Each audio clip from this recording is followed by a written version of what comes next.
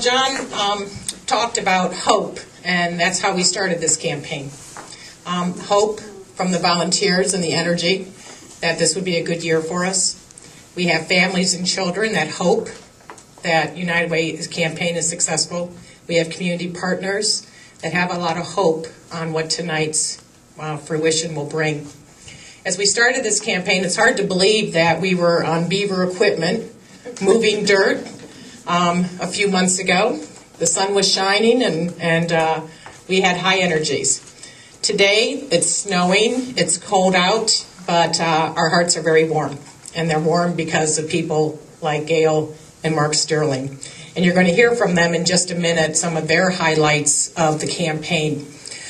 I want to thank all of you who helped us get here this evening. When we started this campaign, you've heard us talking about the needs in our community. 33% increase in calls for assistance, many of them first-time people.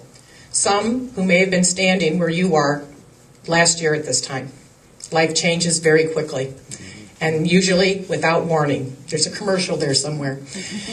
And what we saw this year was with more and more of those people coming forward. So it was the energy and the guidance and the leadership of people like Mark and Gail Sterling, many of you in the audience, our county community and our service partners that bring us here tonight.